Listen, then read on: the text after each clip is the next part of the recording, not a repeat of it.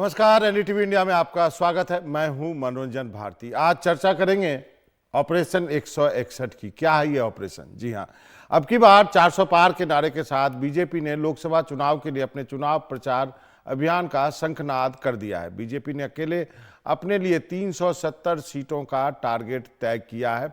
बाकी सीटें एनडीए के साथी दलों के खाते से हासिल करने का लक्ष्य है। हम आपको भारत के नक्शे के जरिए दिखाएंगे कि कहाँ पे बीजेपी की कितनी सीटें हैं और कहाँ कहाँ उनको अपने लक्ष्य के लिए मेहनत करना है। तो सवाल यही है कि लक्ष्य हासिल होगा कैसे, कहाँ से आएंगी ये सीटें। इसके लिए बीजेपी ने एक बड़ी रणनीति बनाई है। बीजेपी जो है इस बार 161 सीटों को आइडेंटिफाई किया है, यानी उन पर खास फोकस जो है उनका रहने वाले हैं, जहां की माना जाता है कि थोड़े वो कमजोर हैं और इन सीटों पर मेहनत करने की जरूरत है। तो ये जो पूरे देश भर की सीटें हैं, इसका विश्लेषण जो है हम आपको दिखाएंगे एक एक करके। हमारे सहयोगियों से हमने एक रिपोर्ट मंगाई है हर राज्य में जहां जहां हमारे सहयोगी हैं, और उन्होंने बताई है कि किस ढंग से बीजेपी का गेम प्लान क्या है इन अपने लक्ष्य को 370 के आंकड़े को पूरा करने के लिए। तो ये तमाम सीटें हैं हमारे पास कि 161 जो मिशन है ऑपरेशन 161, ये कैसे बीजेपी पहुंचेगी। तो थोड़े आंकड़े बता देता हूं मैं। वो आंकड़े क्या हैं? 2014 के लोकसभा चुनाव के आंकड़ों का जिक्र करें बीजेपी के चुनावी प्रदर्शन का, तो 428 सीटों पर बीजेपी लड़ी थी, 282 सीटें जीती थी। यदि इसी को 2019 की बात करें तो 436 सीटों पर लड़ी थी बीजेपी अकेले, 303 सीटें जो है बीजेपी जीती थी, और इस बार इस 303 को 370 करना चाहती है बीजेपी। बीजेपी का स्ट्राइकिंग रेट की भी बात करनी बहुत जरूरी है।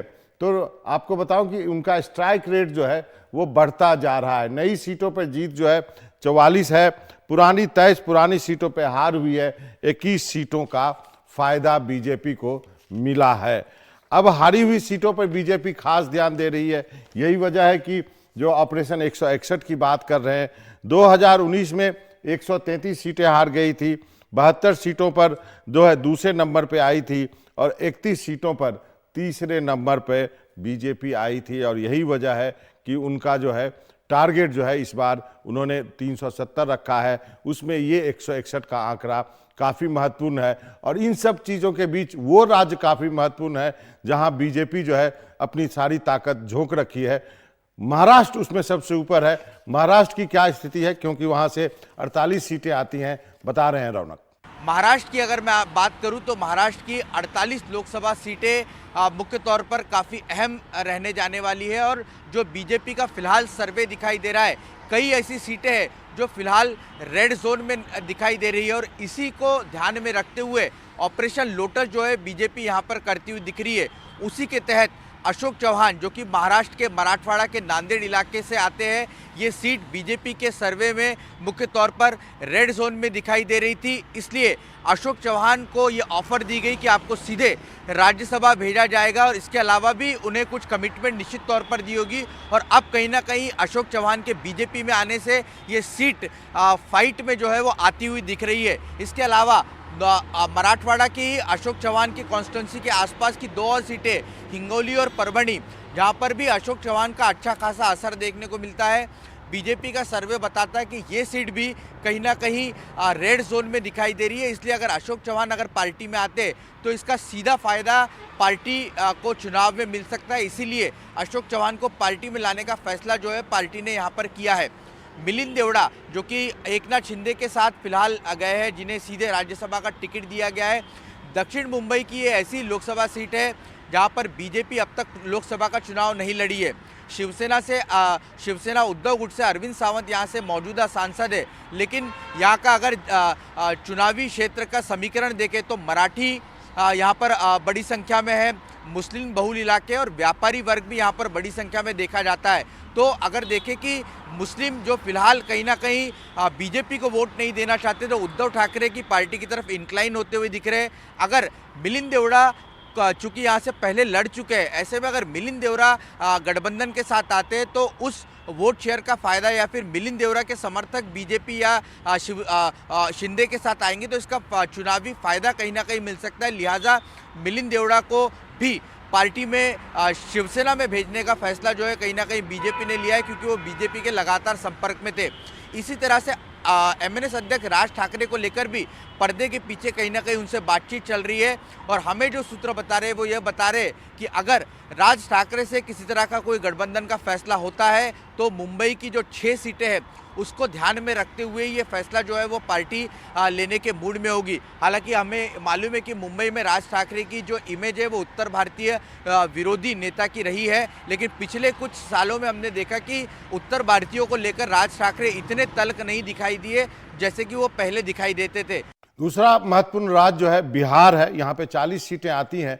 बीजेपी ने ऑपरेशन नीतीश कुमार यहाँ किया है और जेडीयू को अपने पाले में करके वहां पर सरकार पलट दी है। वहां क्या हालत है, मनीष जानकारी दे रहे हैं। इस बार ये कहा जा रहा है कि बीजेपी के लिए चूंकि नीतीश कुमार उनके साथ अब आ गए हैं, इसलिए जहां तक इन छोटे छोटे सहयोगियों को सीट देने का सवाल है उनके लिए बहुत ज़्यादा सरदर्द नहीं है।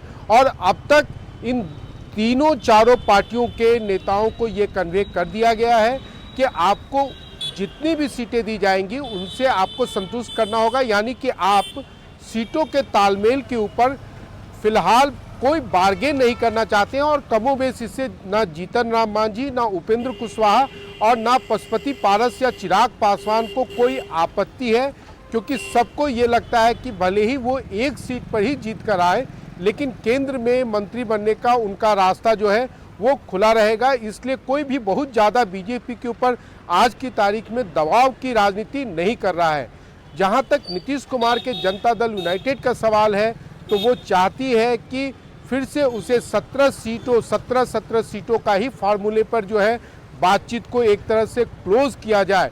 लेकिन बीजेपी का कहना है कि 2019 और 2024 अगर अभी उन्होंने ज़्यादा सीटों पर चुनाव नहीं लड़ा तो वैसी आज की जो स्थिति है वैसी परिस्थिति जो है वो शायद भविष्य में नहीं रहने वाली है। और नीतीश कुमार का जो जनता दल यूनाइटेड है वो भी आज की तारीख में अब उसकी उतनी शक्ति नहीं रही, इसलिए बीजेपी को अपने उम्मीदवार जो है इस बार जनता दल यूनाइटेड से अधिक सीटों पर उम्मीदवार उतारने चाहिए। अब बात करते हैं उत्तर प्रदेश की। सबसे बड़ा राज्य, 80 सीटें, बीजेपी के पास 62 सीटें हैं। क्या वहाँ पे अपनी सरकार है बीजेपी की। राम मंदिर का भव्य आयोजन हुआ है, लेकिन बीजेपी यहीं पे नहीं रुकी है। उन्होंने अपनी राजनीतिक गोटियां भी यहाँ बिठानी शुरू कर दी है। रणवीर दे रहे हैं जानकारी। हाल ही में जयंत चौधरी ने समाजवादी पार्टी और इंडिया अलायंस का साथ छोड़ दिया है, लेकिन औपचारिक तौर पर बीजेपी की अगुवाई वाले एनडीए में वो अब तक शामिल नहीं हुए हैं। लेकिन अगर जयंत बीजेपी के साथ आ जाते हैं तो क्या बीजेपी को कोई बहुत बड़ा फायदा होगा? शायद ऐसा नहीं है, क्योंकि पिछले 2 लोकसभा चुनाव में जयंत चौधरी का प्रदर्शन अच्छा नहीं रहा है। वो 3 सीटों पर लड़े, तीनों हार गए। लेकिन जयंत चौधरी के साथ जाट समुदाय और एक हद तक किसानों का एक बड़ा वर्ग साथ रहता है और इसी वजह से कहा जा रहा है कि अगर जयंत चौधरी बीजेपी के साथ जाते हैं तो जाटों का 6 से 7% वोट में आधे से ज़्यादा वोट जयंत चौधरी के पक्ष में जा सकता है और वो सीधे सीधे भारतीय जनता पार्टी के फायदे में जाएगा।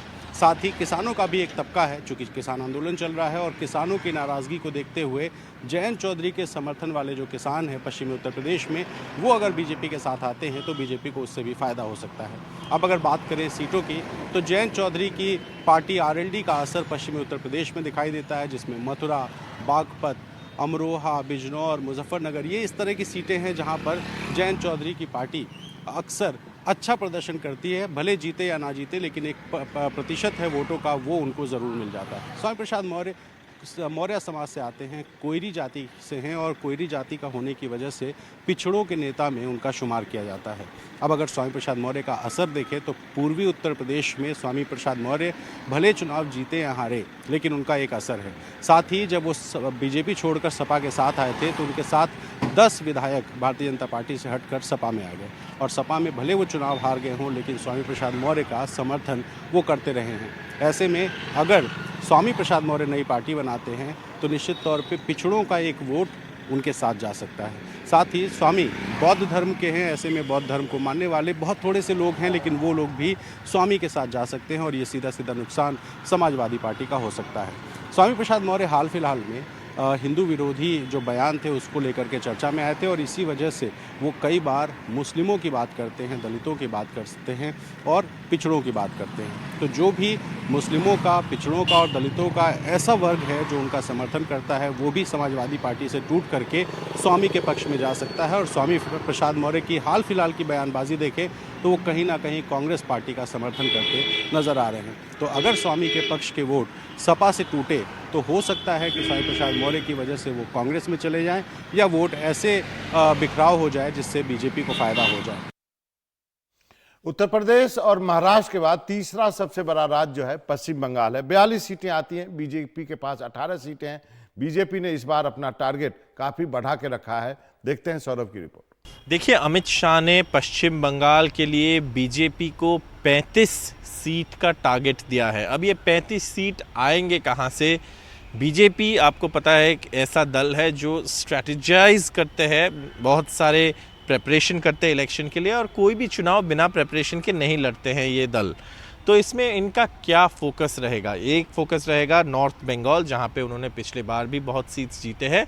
तो वो सीट्स वो कैसे बचाए रखे, क्योंकि तृणमूल से वहाँ पे कुछ एक विन बैक का जो एफर्ट है उसे कम करने के लिए बीजेपी नॉर्थ बंगाल में फोकस देंगे और ट्राइबल सीट्स में खास करके फोकस देंगे, क्योंकि ट्राइबल सीट्स में उन्होंने पहले भी अच्छा प्रदर्शन किया है। तो एक और चीज़ जो है, जो सीटों में उनके सांसद जीते हैं लेकिन उसके बाद 2021 के बाद जहाँ पे वो दूसरे दल में चले गए, उन कॉन्स्टिट्यूएंसी में वो किन को खड़ा करेंगे, कैसे चुनाव लड़ेंगे, इसको लेकर भी एक प्रक्रिया उनके अंदर, पार्टी के अंदर चल रहा है। और मेजॉरिटी वोट का कंसोलिडेशन के ऊपर बीजेपी का ध्यान है पश्चिम बंगाल में। साथ साथ जहाँ पे उन्होंने नहीं जीत पाए हैं, इन सीट्स को आइडेंटिफाई करना और यहाँ पे केंद्रीय मंत्री का विजिट्स कराना, किन सेंट्रल स्कीम्स के बारे में और अवेयरनेस कराना, ये सारे चीज़ पर पार्टी ध्यान दे रहे हैं बीजेपी। और सेंट्रल मिनिस्टर्स वहाँ पे जा भी रहे हैं। साथ साथ कैंडिडेट्स को चुनने की जो प्रक्रिया है उस पर भी ध्यान है कि ऐसे कैंडिडेट्स चुना जाए जो विन कर सके, जो विनेबिलिटी है, क्योंकि आपको पता है तृणमूल के पास एक ऑर्गेनाइज्ड मशीनरी है, बहुत स्ट्रॉन्ग ग्राउंड लेवल मशीनरी है। तो उसको कैसे बीजेपी टक्कर देंगे, इसको लेकर भी पार्टी चिंता कर रहे हैं। अब आपको लिए चलते हैं कर्नाटक। कर्नाटक इसलिए कि कर्नाटक बीजेपी के लिए काफ़ी महत्वपूर्ण बन गया है और यहाँ पर 28 सीटें हैं और पिछली बार बीजेपी ने 25 सीटें जीती थी, लेकिन विधानसभा का चुनाव हार गई। अब वहाँ पर कांग्रेस की सरकार है, लेकिन कर्नाटक में बीजेपी ने अपना एक नया साथी ढूंढा है। निहाल की रिपोर्ट। दक्षिण में बीजेपी की उम्मीद कर्नाटक है। 2019 में हुए लोकसभा चुनावों में बीजेपी ने 28 में से 25 सीटें जीती थी। उस चुनाव में कांग्रेस और देवेगौड़ा की पार्टी जेडीएस के बीच चुनावी गठबंधन था, जो वोट में कन्वर्ट नहीं हो पाया। जमीन से जुड़े कांग्रेस और जेडीएस कार्यकर्ताओं को यह गठबंधन रास नहीं आया, क्योंकि दशकों से ये एक दूसरे का विरोध करते रहे थे। फायदा बीजेपी को मिला। इस बार जेडीएस के साथ बीजेपी ने प्री पोल अलायंस किया है, इस उम्मीद के साथ कि वो 2019 के अपने प्रदर्शन को दोहरा पाएगी। हाल में हुए विधानसभा चुनावों में जेडीएस का प्रदर्शन बेहद खराब रहा। 224 में से सिर्फ 19 सीटें जेडीएस जीत पाई थी। मुस्लिम वोट बैंक उसके हाथ से खिसक गया। ऐसे में इसकी भरपाई के लिए जेडीएस की नजर बीजेपी के काडर वोट बैंक पर है और बीजेपी को उम्मीद है कि ओल्ड मैसूरू रीजन में, जहां की लगभग 12 सीटों पर जेडीएस मजबूत है, वहां बीजेपी को वक्कलिगांव का एक मुश्त वोट मिलेगा। हालांकि जेडीएस कम से कम 4 सीटें चाहती है और बीजेपी के साथ इसी पर चर्चा हो रही है। लेकिन यह भी सवाल वही है कि क्या जेडीएस और बीजेपी का यह गठबंधन वोट बैंक में कन्वर्ट हो पाएगा? अगर ऐसा होता है तो बीजेपी और जेडीएस को फायदा होगा और नुकसान कांग्रेस का, जिसे अपनी 5 गारंटियों पर पूरा भरोसा है।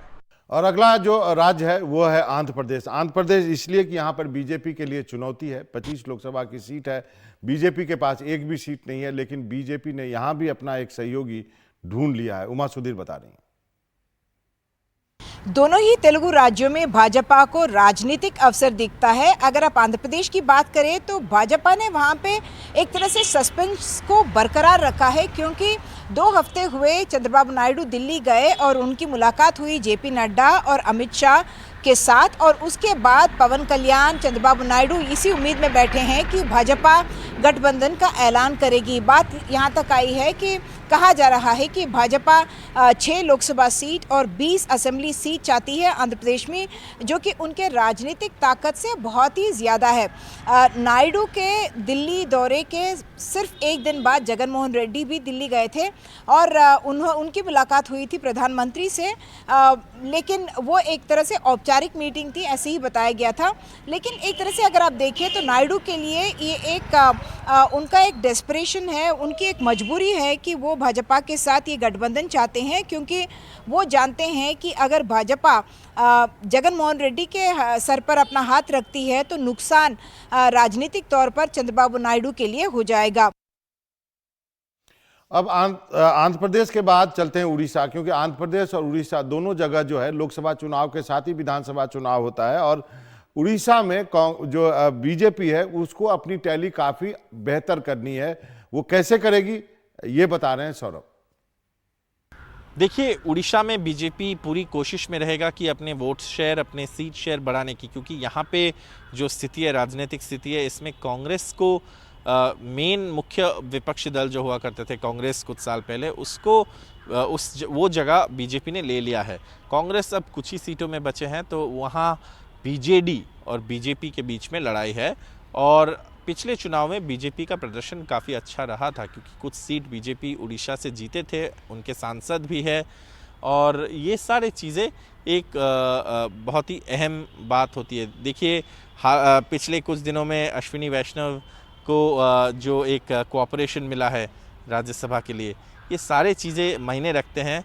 राजनीतिक जो ग्राउंड पे क्या कैलकुलेशन होते हैं, और यहाँ पे आप देख सकते हैं जो ट्राइबल वोट है, ट्राइबल वोट को लेकर काफ़ी चर्चा होगा। देखिए, बीजेपी ने एक उड़ीसा के आदिवासी महिला को देश के सबसे ऊंचे संवैधानिक पद पर पहुंचाए है।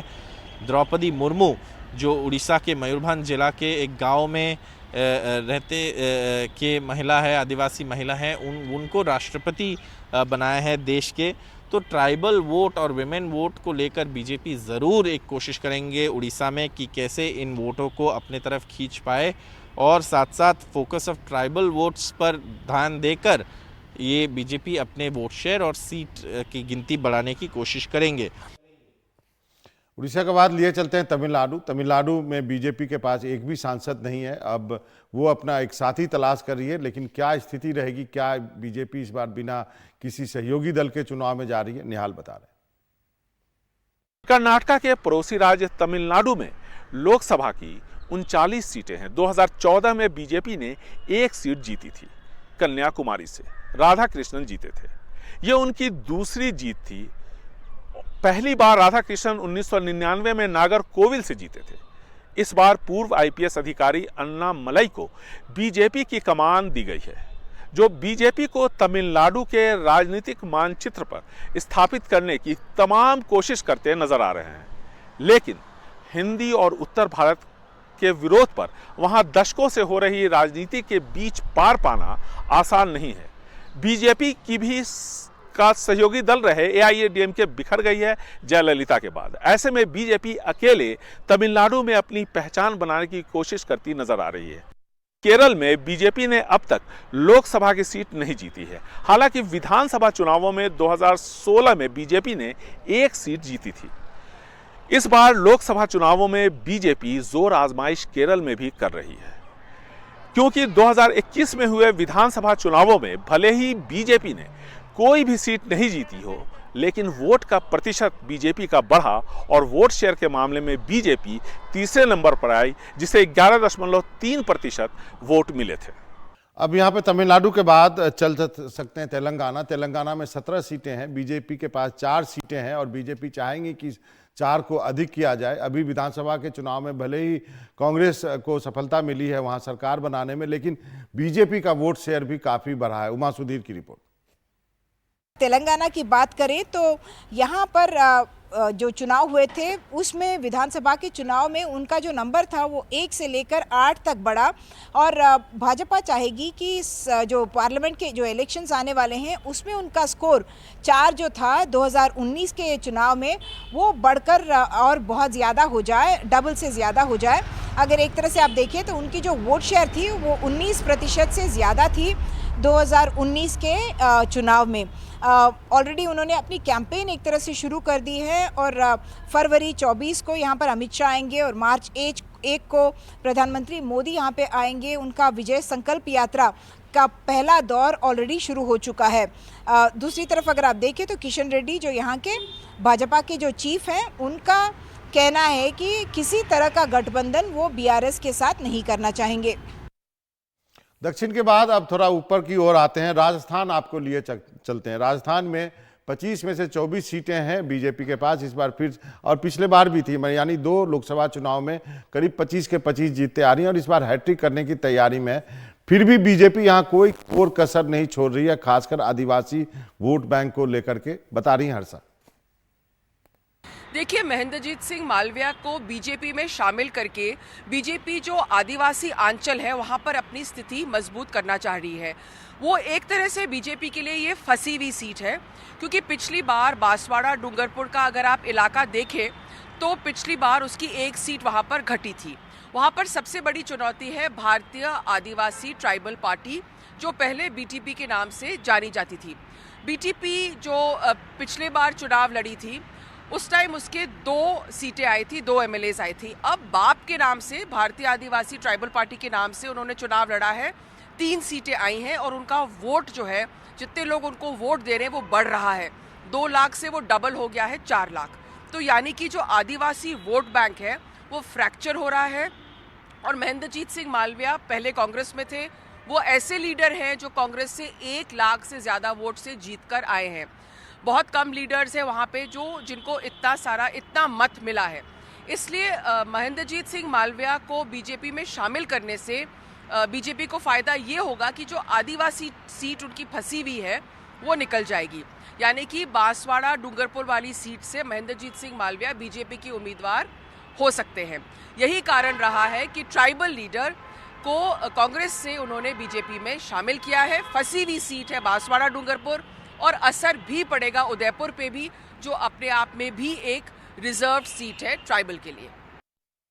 राजस्थान के बाद आपको मध्य प्रदेश लिए चलते हैं। 29 सीटें हैं, बीजेपी के पास 28 है और एक छिंदवाड़ा की सीट जो है वो कांग्रेस के पास है और बीजेपी ने सारा ध्यान जो है छिंदवाड़ा की सीट पे लगा रखा है। पिछले दिनों कमलनाथ को लेकर के जो खबरें आपने देखी, शायद ये उसी का असर आपको देखने को मिल रहा है। क्या है रिपोर्ट, अनुराग बता रहे हैं। होशंगाबाद, नरसिंहपुर, मुरैना, सीधी और छिंदवाड़ा की सीटें हैं। तो यहाँ से हो सकता है कि वो पहले ही अपने उम्मीदवारों के नाम का ऐलान कर दें। और इसके साथ ही जो भोपाल, ग्वालियर, जबलपुर, सागर, विदिशा, गुना, सतना की सीटों पर बीजेपी रायशुमारी करेगी और इसके बाद यहाँ पर उम्मीदवारों के नाम का ऐलान होगा।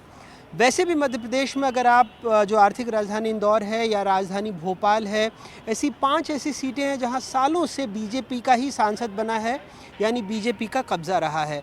तो ऐसे में ये सीटें बीजेपी के लिए बहुत एक तरह से मजबूत किले के रूप में तब्दील हो गई हैं। लेकिन एक सीट छिंदवाड़ा की वो हमेशा कहीं ना कहीं बीजेपी से छूट जाती है। पिछले दफ़ा भी जब प्रधानमंत्री मोदी की लहर चली उसमें 28 सीटें बीजेपी जीत गई, लेकिन छिंदवाड़ा हार गई।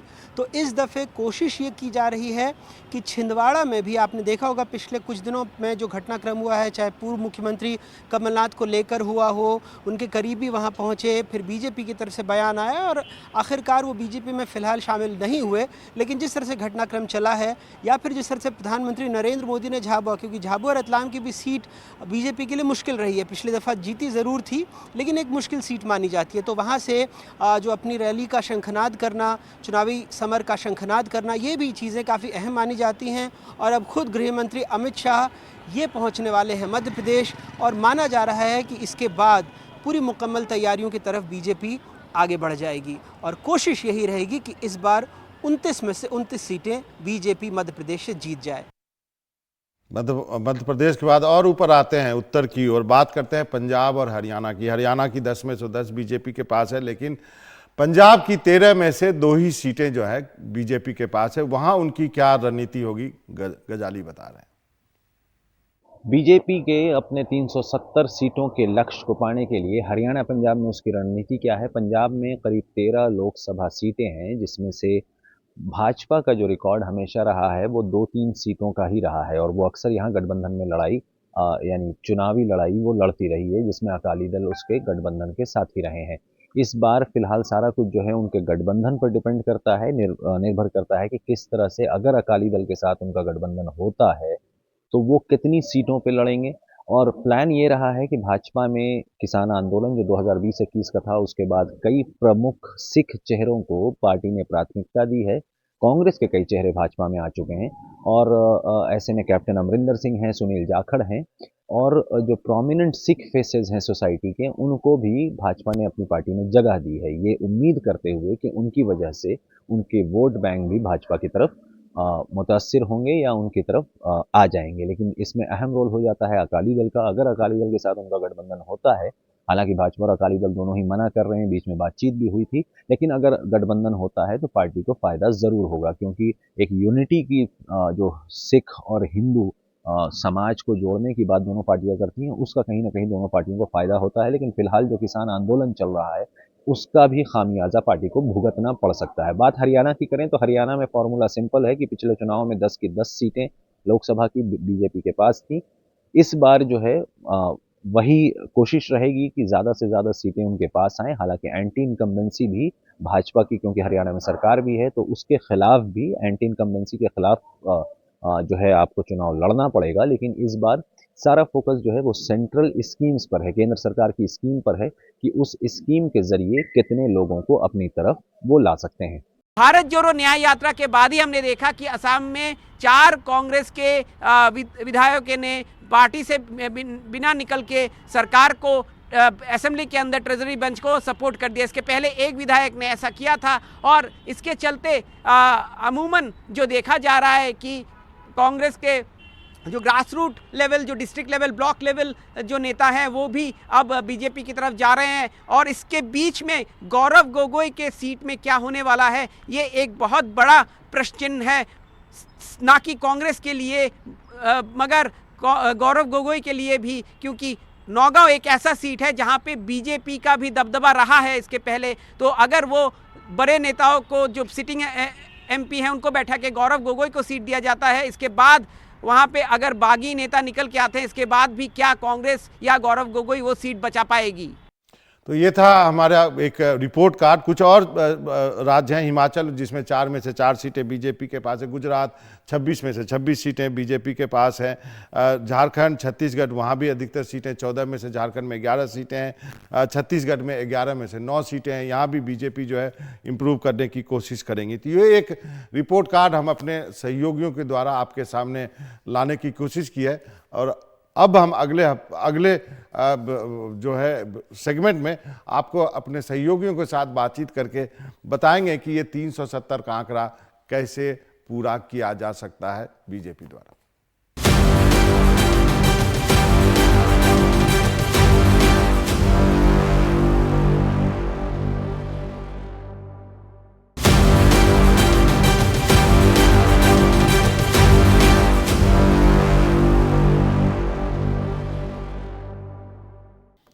नमस्कार, आपका एक बार फिर से स्वागत है एनडीटीवी में। इस बार हमने आपको बताया कि अब की बार 400 पार के नारे के साथ बीजेपी अपना लक्ष्य जो है 370 का टारगेट दिया है, और उसको अचीव करने के लिए क्या क्या तैयारी है, राज्य भर के जो हमारे सहयोगी हैं वो अपने रिपोर्ट वो लेके आए।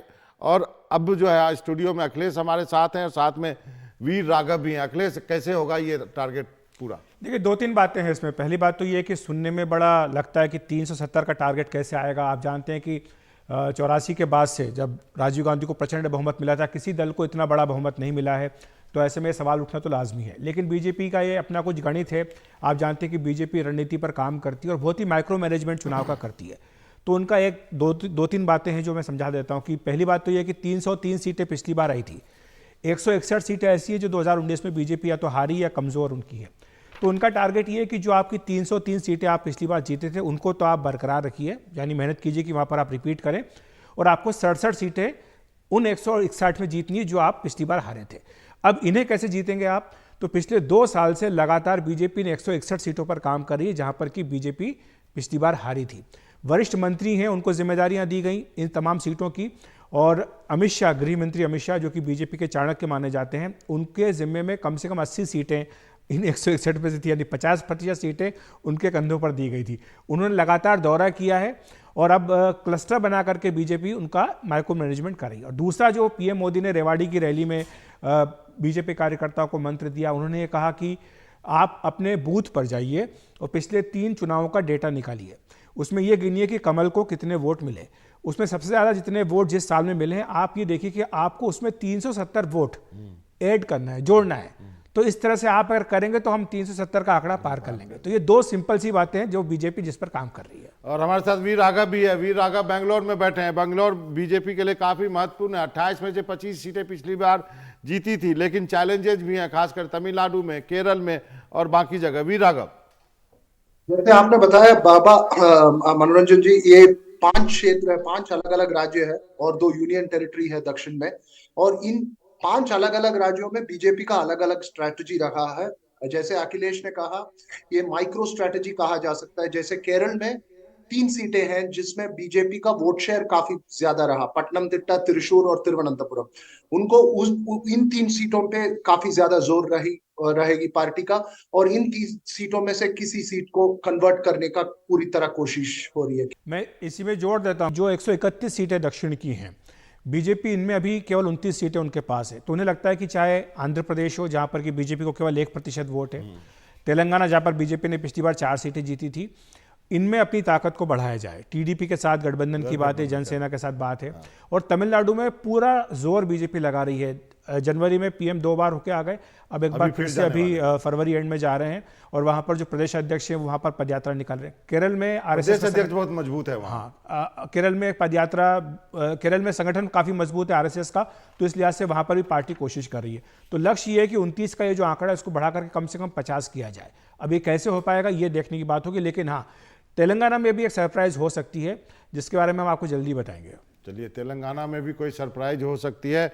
वीर राघव के साथ हमारा संपर्क नहीं हो पा रहा है, कोई बात नहीं, लेकिन ये जो है हमने अपने सहयोगियों के जरिए, जितने भी हमारे राज्यों में सहयोगी थे, उनके जरिए आपको ये बताने की कोशिश की कि बीजेपी ने यदि कोई प्लान बनाया है तो उसके पीछे सोच क्या है, उसके पीछे कैलकुलेशन क्या है, उसका गणित क्या है, और उसके लिए बीजेपी क्या काम कर रही है, ऑपरेशन 161 कैसे पूरा किया जा सकेगा। आज इतना ही। मनोरंजन भारती को इजाज़त दीजिए। नमस्कार।